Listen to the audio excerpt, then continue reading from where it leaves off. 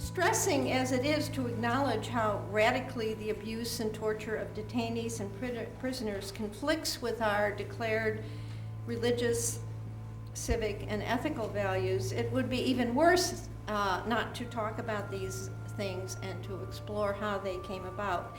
And that is our purpose this afternoon. The Americans and the rest of the world have learned that the abuse and torture was the considered, though secret, policy of the Bush administration at Guantanamo as well as Abu Ghraib, and who knows where else.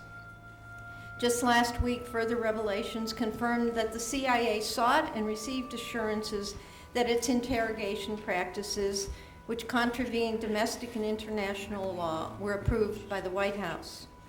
We know from the chief legal officer at Guantanamo, Lieutenant Colonel Diane Beaver, that similar practices were approved for detainees there by administration lawyers. She also reported that Guantanamo interrogators saw in American TV shows inspiration and validation for the methods they wanted to use and did use on detainees. Today, we want to look at that connection. Our first panel will look at the possible relationship between U.S. popular culture and the abuse and torture of prisoners and detainees. Today's topic really hits squarely on what I believe our expertise is at Busted Halo. We bill ourselves, as Peggy said, as an online magazine for 20s and for spiritual seekers in their 20s and 30s.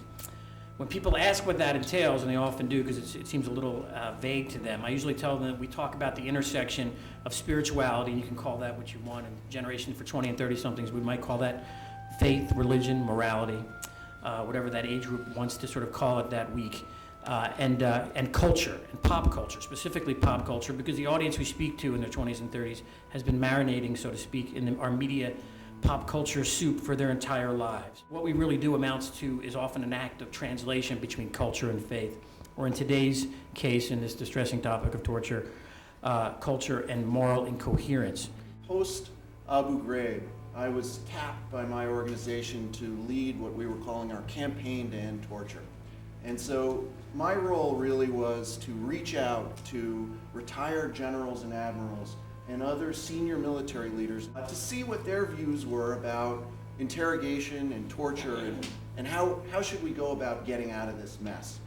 And quickly I found that many of the conversations that we were having at Human Rights First were being echoed amongst the senior military leaders, many of them retired, who were frustrated by what they had seen at Abu Ghraib and what they feared were happening in other places.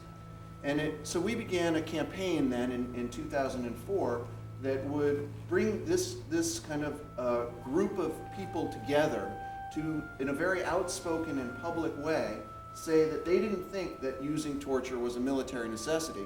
In fact, they thought that using torture was an ineffective means to get information out of so-called terrorists. And I must admit, I started leading this kind of double life, where during the day, General Hoare, you're absolutely right, torture is terrible, we've got to do whatever we can. And then at night I'd go home and watch these DVDs and scream, rip his head off, Jack Bauer. And it really kind of troubled me that it was so easy for me to move between these two worlds. And I started talking to my colleagues, and in fact they wondered, well, in a really bad situation, do we really need a Jack Bauer? And I started to examine this, and I remember calling a colonel who started the Laws of War program who started a Laws of War seminar at West Point. His name was Colonel Gary Solis, and he was an expert on a particular topic that was winding its way through the Supreme Court. And I remember calling him, and he was an expert on the Hamdan case, and saying to him, Colonel Solis, Dave Danzig from Human Rights First, and I could just tell the last person he wanted to talk to was Dave Danzig from Human Rights First. And I think he thought that I was calling about Hamdan. But when I told him, no, in fact, I'm calling about Jack Bauer in 24, the conversation changed dramatically. And he said, I can't believe you're calling about 24. This is the biggest problem I have right now in my classroom. And so we had this very intense conversation where he's at West Point, I'm in New York City, and he's saying, I'm going to come down there and help you. 17, 18-year-olds are going into the Army in part because of what they've seen on television, in part because they want to be Jack Bauer. There is a lot of evidence that suggests that in fact this show and others like it have had an impact in the real world.